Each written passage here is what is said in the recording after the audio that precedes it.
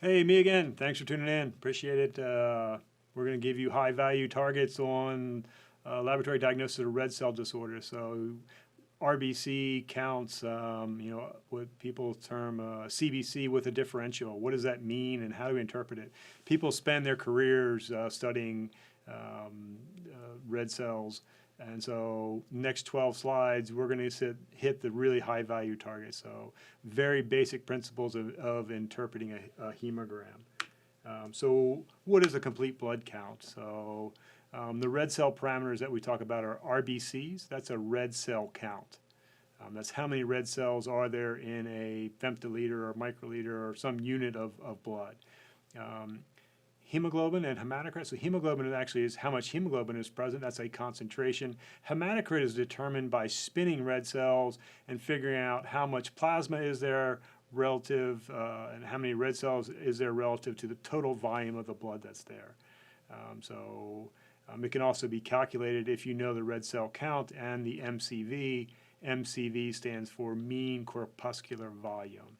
MCHC are two calculated parameters. They're calculated based on hemoglobin and MCVs.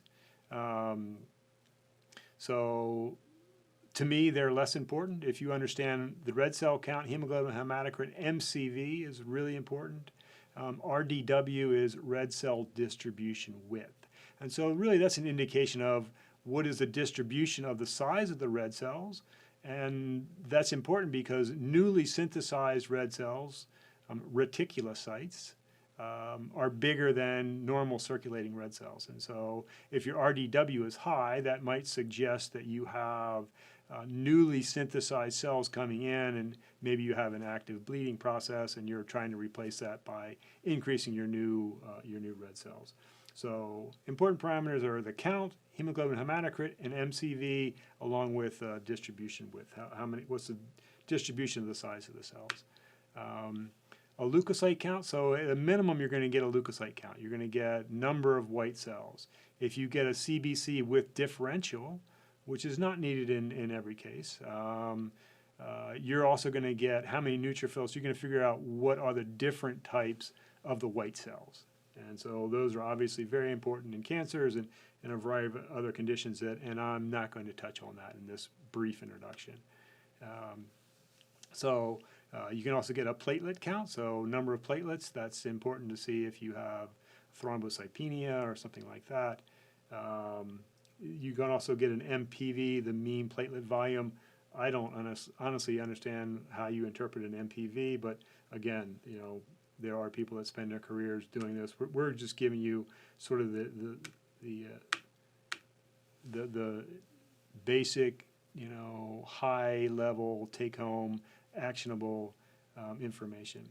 So when you get a CBC with differential, how do they actually do that? It's relatively simple. They actually pass cells through a very narrow optically clear area where they're hitting it with a laser. And essentially what they're measuring on the y-axis is volume. So how big is the cell that's passing in front of the laser? And on the x-axis, they're measuring relative light scatter. So if there's a lot of things inside of the cell, then you're going to get more light scatter than if there's not. And so basically where they show up in that plot, this area is our lymphocytes, these are our monocytes, our neutrophils, and our eosinophils. And so they are counted and given as part of the differential.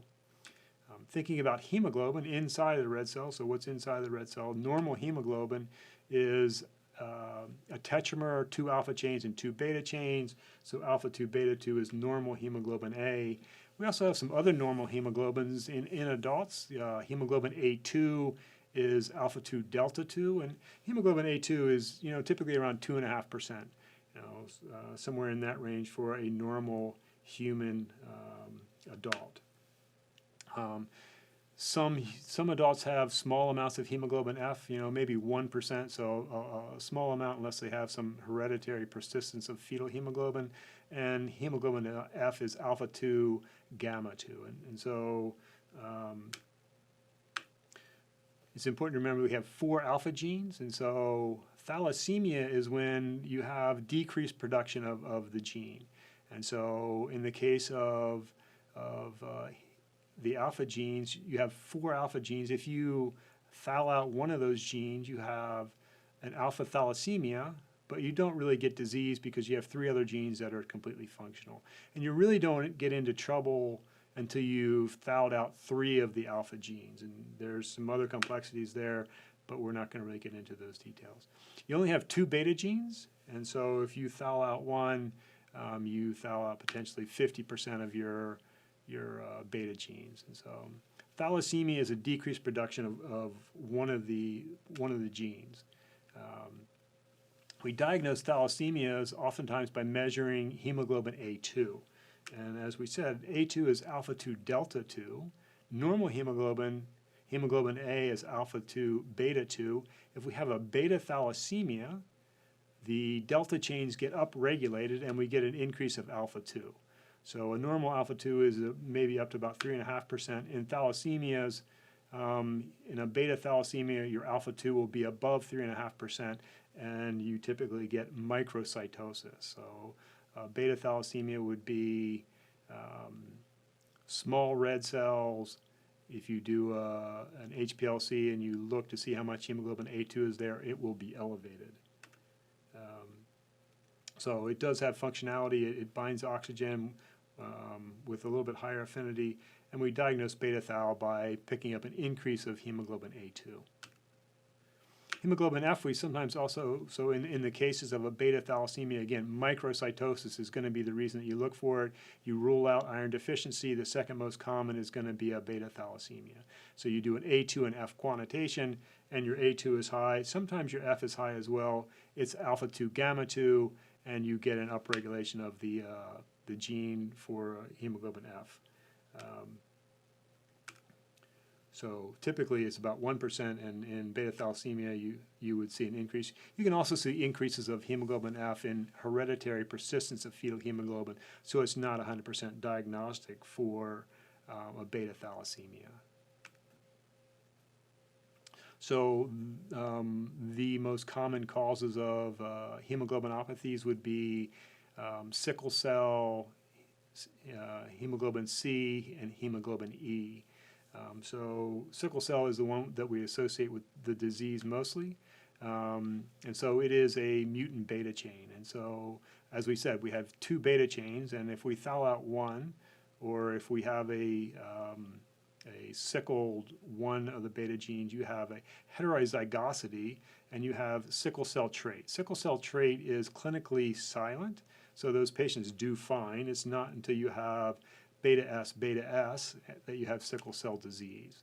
So sickle cell trait is silent when you have two mutant genes and you get the disease.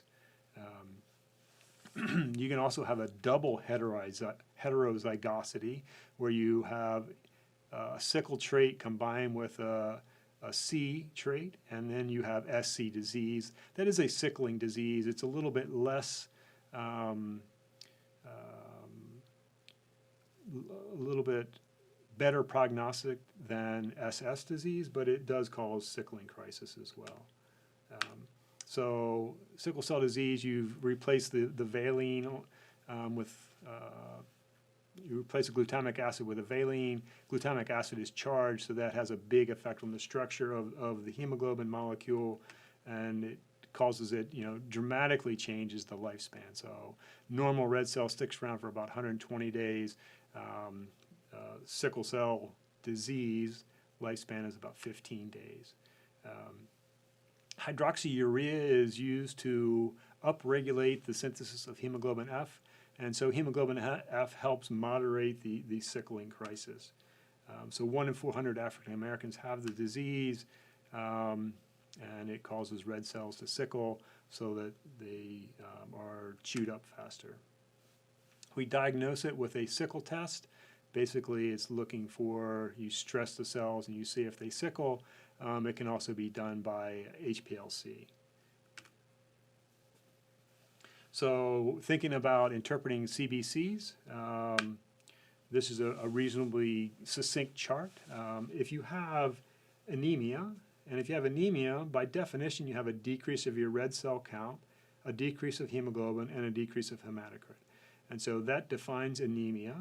If your MCV is low, then you likely have an iron-deficient anemia. If your MCV is high, you likely have either a B12 or folate-deficient anemia. And then your mean corpuscular hemoglobin is also low. If you have thalassemia trait, so a beta thalassemia trait, where you have some normal beta genes, your red cell count goes up, and it goes up because you have a low MCV. So you have small red cells, and your body compensates for that by increasing the synthesis. So we have more of them. So we have microcytosis with an increased red cell count, and that's consistent with a beta thalassemia. If you have S trait, as we said, S trait is clinically silent. Your red cell count's normal. You're not anemic. All of your red cell parameters are normal. However, if you have a double mutant, you have SS disease, you get sickle cell anemia. And if you have sickle cell anemia, your red cell, your hemoglobin, your hematocrit are low. Your MCV goes up because you're not maturing cells properly. And if you're releasing new red cells out, you're releasing reticulocytes that are bigger, and your MCV is high.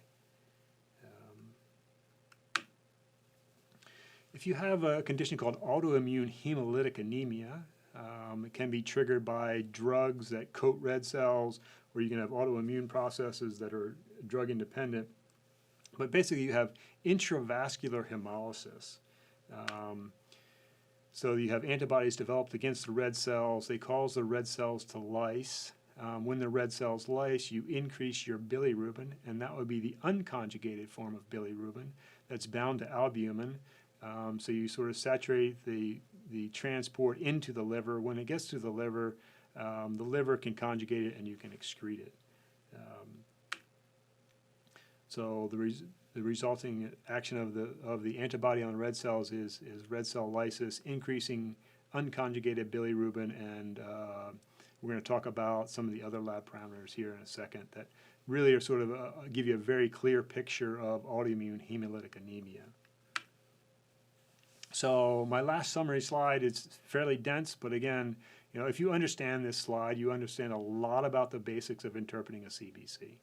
So when they do a CBC, they'll sometimes do a peripheral smear where someone looks at the cells and they can say, what is the color of the cells? Are they normochromic, they have the normal amount of iron, or are they hypochromic, as in they don't have enough iron?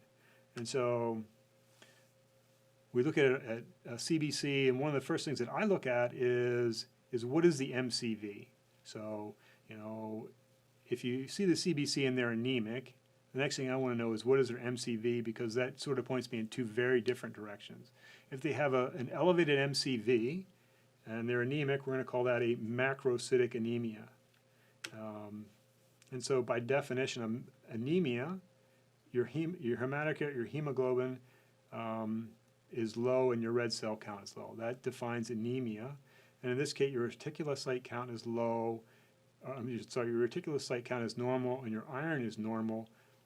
Increased MCV, that makes it macrocytosis. And so we're thinking about a defective maturation of red cells. So highest on the differential for this are going to be alcohol, causes a macrocytosis, and then B12 and folate. So you can measure a B12. If the B12 is low, you can also measure, probably a better measure would be methylmalonic acid, a functional indicator of B12 status. You could also do a Schilling's test. That's looking for the ability to absorb B12. So if your B12 is low and you have anemia, that's known as pernicious anemia, and it's typically caused by inability to absorb B12. So a positive Schilling test, a decreased B12 in the cases of macrocytic anemia says pernicious anemia. If your folates are low, if your serum folate's low, then that would be a folate deficiency. And so you could supplement with either B12 and or folates. So the next tier would be a normocytic, so that's the proper size of the red cells. The MCV is in the normal range, and they're normochromic, so they have the normal red appearance and seem to have enough iron inside of the cells. So this defines anemia, decreased hematocrit and decreased hemoglobin. If the reticulocyte count is low, that could be acute blood loss. So simply you're losing blood and you're replacing the vascular fluid, and so your hematocrit goes down, your red cell count goes down, and your reticulocytes go down. The normal response is you're going to increase your synthesis of red cells, so your reticulocyte count would go back up following the acute blood loss. If you have a decreased haptoglobin, so what does haptoglobin do? Haptoglobin binds free heme, and so if you lyse red cells, that free heme binds to haptoglobin, and the haptoglobin gets degraded. So the function of haptoglobin, it's in circulation. If there's lysis, it binds to free heme, and it gets degraded. And so a low haptoglobin is going to tell us intravascular hemolysis. So that combined with an increased bilirubin, if we're lysing red cells, we're freeing up that heme, it's binding to the haptoglobin, and the rest of the molecule is being turned into bilirubin. So an increased unconjugated bilirubin and a decreased haptoglobin says intravascular hemolysis.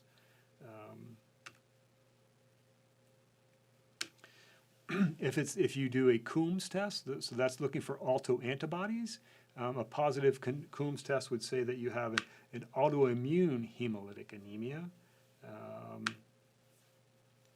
If you have a decreased hematocrit, decreased hemoglobin, and decreased reticulocyte count, in the setting of a chronic disease, we would call that anemia of a chronic disease. So in the case of renal failure, you don't have enough erythropoietin to maintain your red cell mass. And so you get a normocytic, normochromic anemia. And then finally, we'll talk about a microcytic anemia. And so, as we said, the two most common causes of a microcytic anemia are going to be iron deficiency and thalassemia. So highest on the differential is going to be iron deficiency, followed by thalassemia.